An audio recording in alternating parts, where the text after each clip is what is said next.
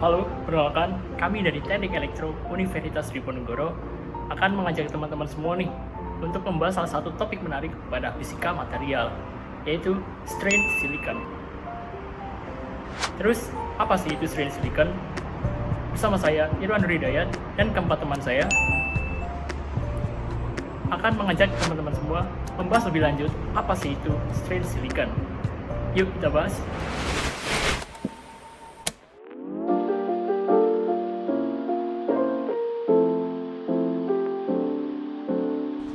Oke, halo, aku Lutfia. Di sini kami akan menjelaskan mengenai dari strain silicon. Jadi apa aja sih yang bakal kita bahas dalam video ini? Yang pertama, kita akan membahas mengenai definisi atau pengertian dari strain silicon.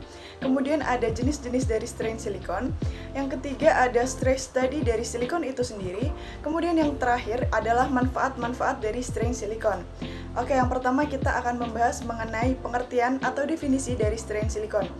Jadi strain silikon tuh apa sih gitu kan? Strain silikon di sini merupakan lapisan silikon di mana atom silikonnya itu membentang melampaui jarak interatomik normal mereka.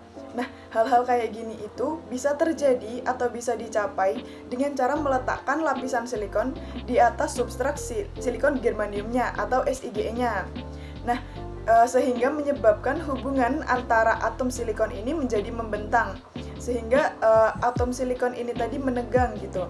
Nah, kemudian memindahkan atom-atom silikon ini itu jauh lebih mengurangi kekuatan atom dan yang dapat mengganggu pergerakan elektron melalui transistor. Kemudian menyebabkan mobilitas yang lebih baik yang akhirnya menghasilkan kinerja chip yang lebih baik juga dengan konsumsi energi yang lebih rendah. Nah, elektron ini itu dapat bergerak 70% lebih cepat, memungkinkan transistor silikon untuk tegang dan beralih menjadi 35% lebih cepat. Kurang lebih kayak gitu.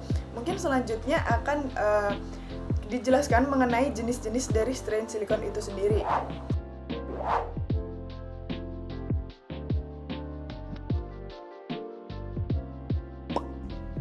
Selanjutnya ada jenis-jenis strain, yaitu biaxial, uniaxial, proses induced strain.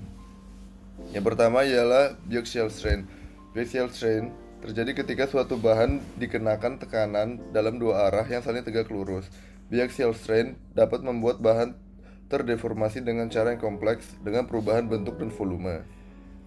Yang kedua ada uniaxial strain. Uniaxial strain terjadi ketika suatu bahan dikenakan tekanan dalam satu arah saja. Uniaxial strain dapat membuat bahan menjadi lebih panjang atau lebih pendek dalam arah yang diterapkan. Yang ketiga, ada proses induced strain.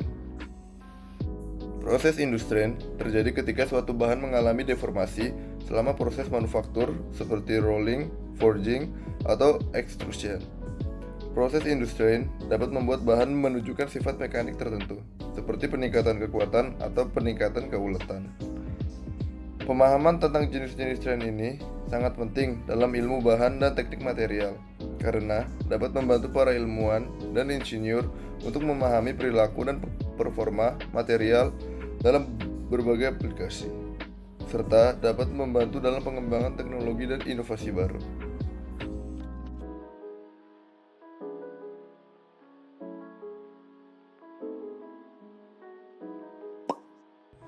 Selanjutnya saya akan menerangkan tentang stress strain study of silicon. Aplikasi bahan atau tekanan memiliki renggangan internal dalam struktur kristal. Strain memodulasi frekuensi cahaya hamburan Raman yang terkait dengan struktur kristal dan osilasi molekul material.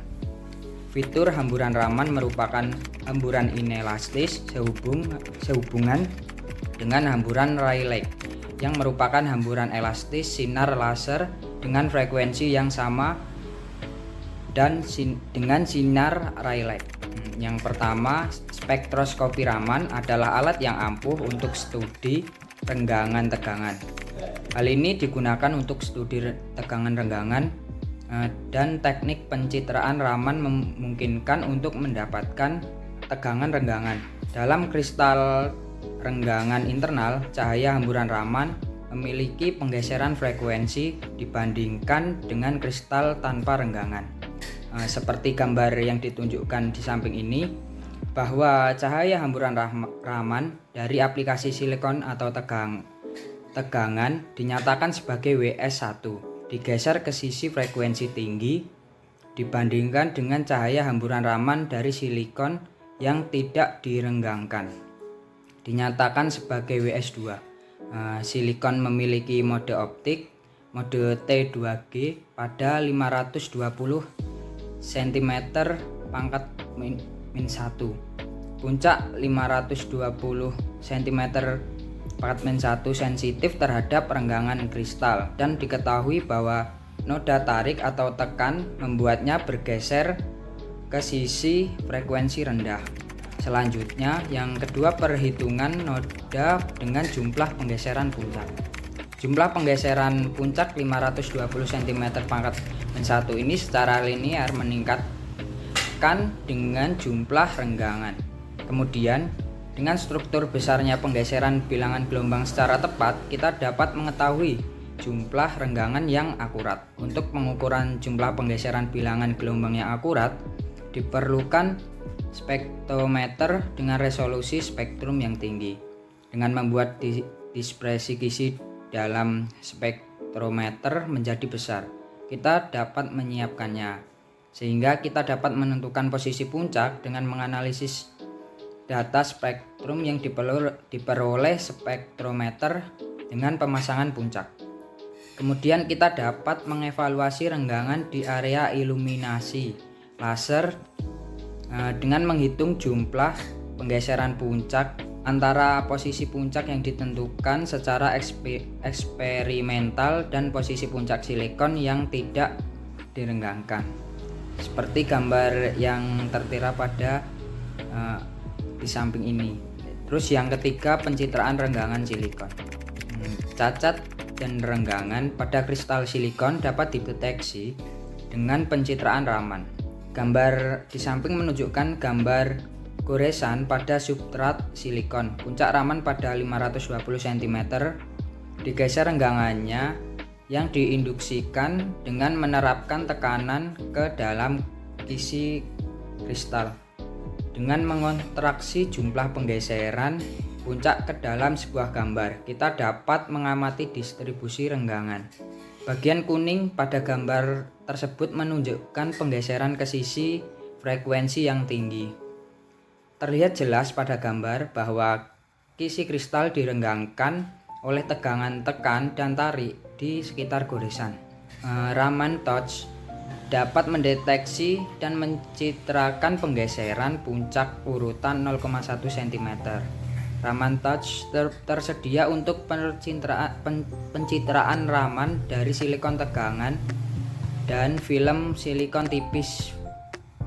Waktu perolehan citra sangat cepat sehingga pengukuran dapat dilakukan dalam waktu yang singkat.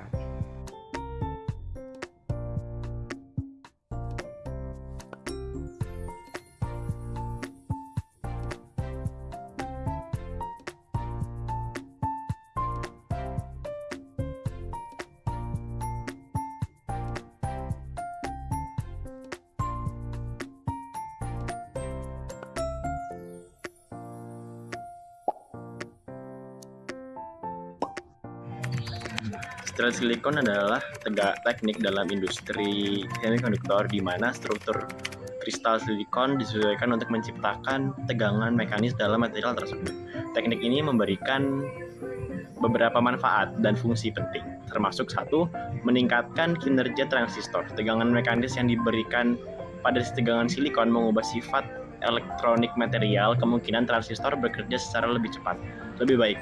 Ini dapat meningkatkan kecepatan transistor, mengurangi konsumsi daya, dan meningkatkan efisiensi energi perangkat semikonduktor. Yang kedua, peningkatan mobilitas elektron. Mobilitas elektron dalam silikon tegangan dapat ditingkatkan, memungkinkan aliran arus yang lebih cepat melalui transistor dan perangkat semikonduktor. Ini menghasilkan waktu respon yang lebih cepat dan meningkatkan kecepatan operasi perangkat elektronik. Yang ketiga, ada penurunan resistivitas. silikon tegangan juga dapat mengurangi resistivitas atau hambatan listrik. Yang keempat adalah meningkatkan kualitas transistor. Dengan meningkatkan struktur kristal silikon, silikon tegangan dapat meningkatkan kualitas transistor secara keseluruhan, termasuk stabilitas termal dan kerja jangka panjang.